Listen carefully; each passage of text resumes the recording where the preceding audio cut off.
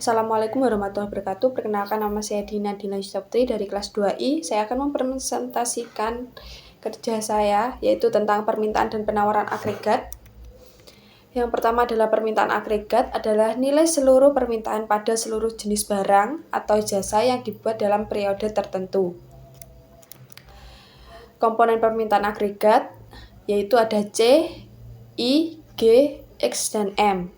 C-nya sendiri adalah konsumsi atau pengeluaran rumah tangga, barang, dan jasa.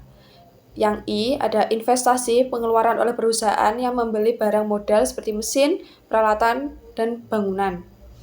Yang ketiga ada G, pengeluaran pemerintah, mencakup semua belanja yang dilakukan pemerintah untuk barang dan jasa seperti infrastruktur, pendidikan, dan layanan kesehatan. Yang keempat ada E, X ada ekspor, M ada impor. Faktor yang mempengaruhi agregat yang pertama adalah perubahan suku bunga, yaitu naik atau turunnya suku bunga mampu mempengaruhi keputusan yang dibuat oleh penyiap, konsumen, atau para pembisnis. Yang kedua ada tingkat pendapatan dan kesejahteraan masyarakat. Saat pendapatan nasional memang sedang meningkat, maka pendapatan setiap rumah tangga akan turut meningkat.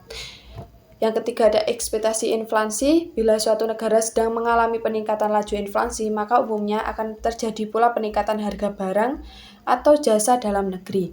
Yang terakhir ada perubahan nilai tukar mata uang. Nilai mata uang pun akan turut memberikan dampak besar pada agregat demand. Yang selanjutnya ada penawaran agregat. Penawaran agregat adalah nilai total dari seluruh barang akhir dan jasa yang dihasilkan dalam perekonomian.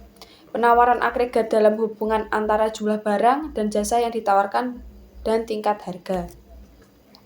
Bentuk kurva penawaran agregat. Kurva penawaran agregat yang berkelainan disebabkan oleh pandangan para ahli ekonomi yang berbeda mengenai adakah ekonomi yang telah mencapai kesepakatan kerja penuh implikasi tambahan pendapatan nasional. Bentuk kurva penawaran agregat ada dua, yaitu ada klasik dan Keynes. Penawaran agregat dalam jangka pendek.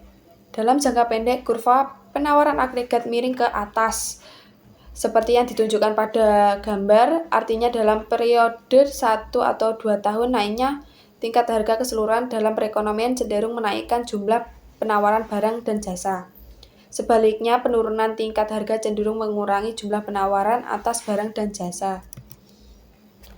Penawaran agregat dalam jangka panjang. Penawaran agregat dalam jangka panjang mengacu pada total output dalam perekonomian ketika harga input bervariasi.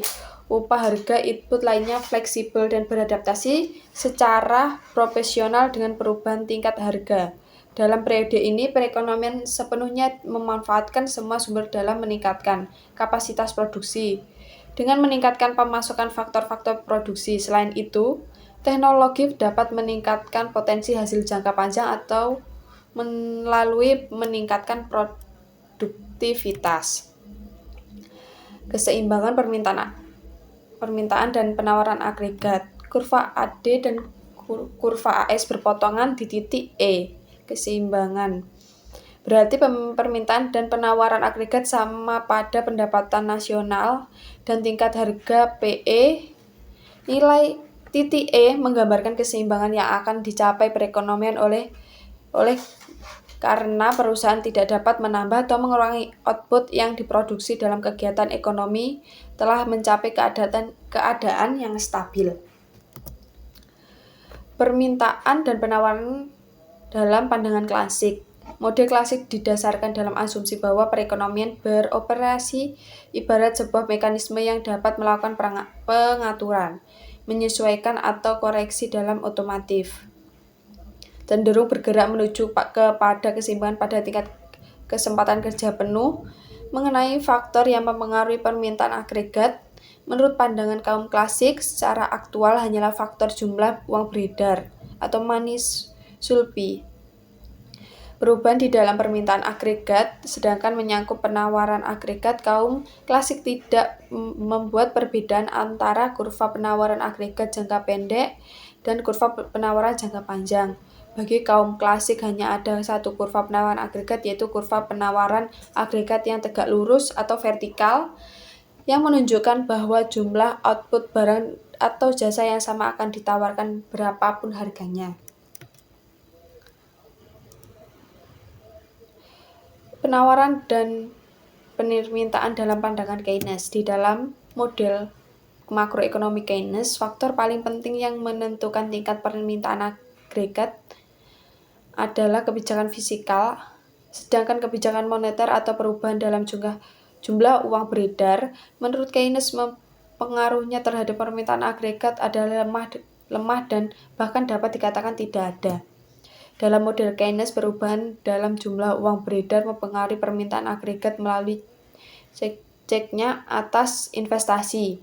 Sedangkan berkaitan dengan penawaran agregat, Keynes dan pengikut-pengikutnya mengatakan bahwa kurva penawaran agregat jangka pendek adalah horizontal yang berada di bawah suatu jumlah output real akan ditawarkan pada suatu tingkat harga tertentu.